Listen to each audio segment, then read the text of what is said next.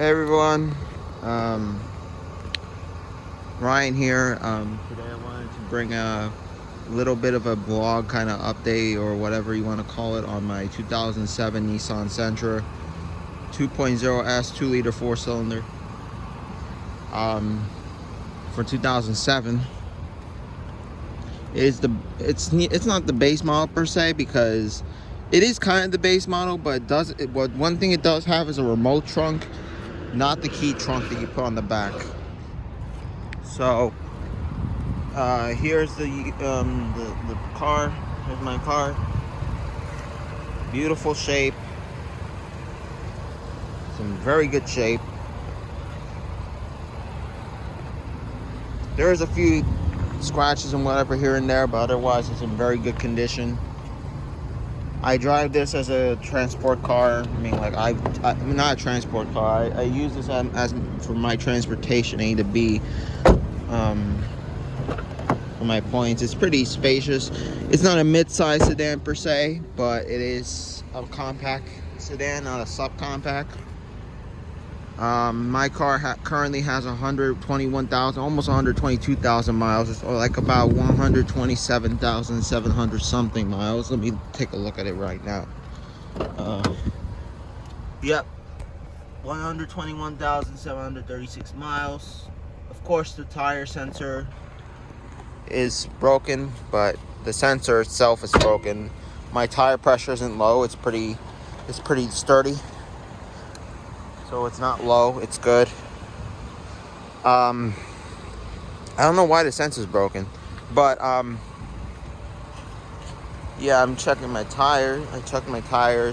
Let me open up the engine hood for you, so you can take a look at it.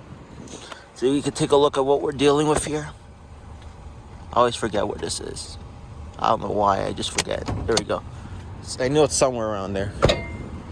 And I do know this part, so. Get that open.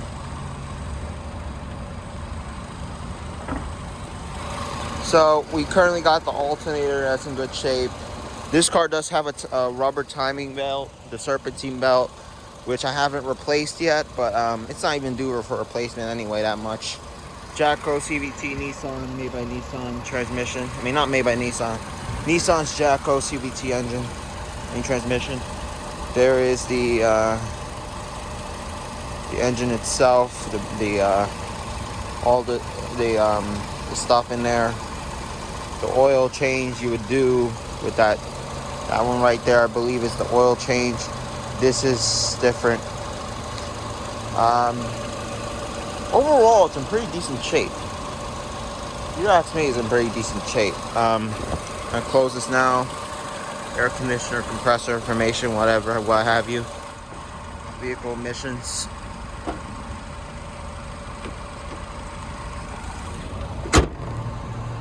Yeah. Some people just let it slam from above, but I just don't do that.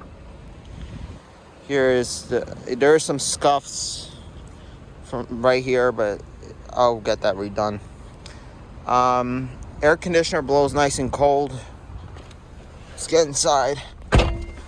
Unlike many Nissans, you would expect, oh, this has maybe, I mean, not most Nissans. Some Nissans will technically have what's known as the CVT transmission failure. Well, first, obviously, but more or less, the camshaft's position sensor failure, which would not even let the car really jump to 1,000 RPMs. Like, it's almost at there. It's pretty much alive. It's very alive at this point. I'm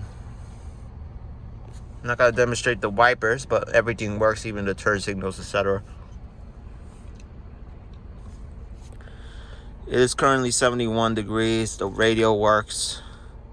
Let me tune this. Although the radio buttons are not really there.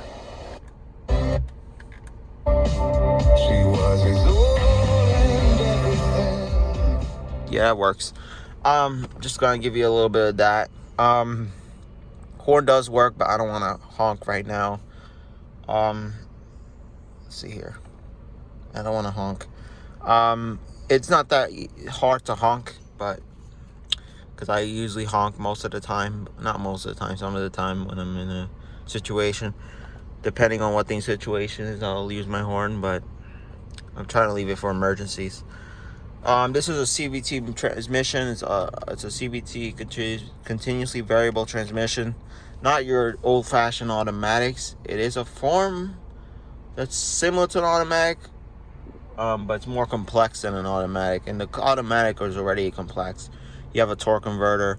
You have, in place of the clutch, there's a torque converter that does it automatically for you. Selects its gears, park, reverse, neutral, drive, and low. You got blinkers right here. And then you got your typical settings. See, you don't have a clutch down there. You have only brake and pedal because it's not a 5-speed or a 6-speed manual. These do come.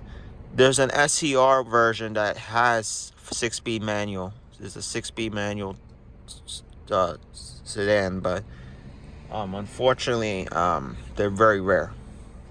And those hold up even better than these, which these hold up pretty decent. I am getting a Toyota Camry soon, I believe. I'm hoping to get a Toyota Camry. You know, everything works. Airbags work. Everything works. My seatbelt's obviously not on right now. That's why it's on. That indicator's on. You got push trip. Let's see what that does. I don't need that. Let's just leave it at the regular one. Got headlights that work. It's beautiful. It's beautiful. And I compared to the Honda Civic and the Toyota Corolla, this was very interesting at its time because it looked a little bit more standout-ish. It stands out compared to those two. And I'm not saying those are bad vehicles. I'm just saying, for me, in my opinion, it stands out. The looks of the vehicle, the appearance is very sleek for what it was at the time. I mean, it looked pretty good, in my opinion. Although the new Sentra is pretty modern looking, you know.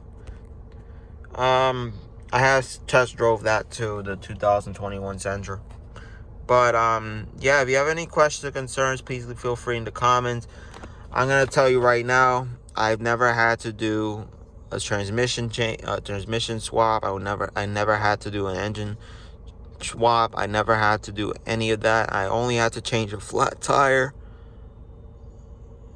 and the battery. That's the only thing I ever had to do on this. It has a new battery. It's on its probably third battery since my ownership. Probably second, actually. Yeah, we changed it only like 2 times, so now it has a good battery. Both of the batteries were good, so, but obviously you don't want to keep a battery for too long in there. We had this vehicle for 7 years, so technically, that's what we have done to it. We done our maintenance. We did oil change, filter change, everything, cabin air filter, everything from probably struts to brake pads to everything. We've done everything on this car, with like everything normal wise. That's very typical preventative maintenance and stuff like that, PM and regular maintenance. So yeah, thanks for watching, guys. See you on the next one, guys. Have a great day.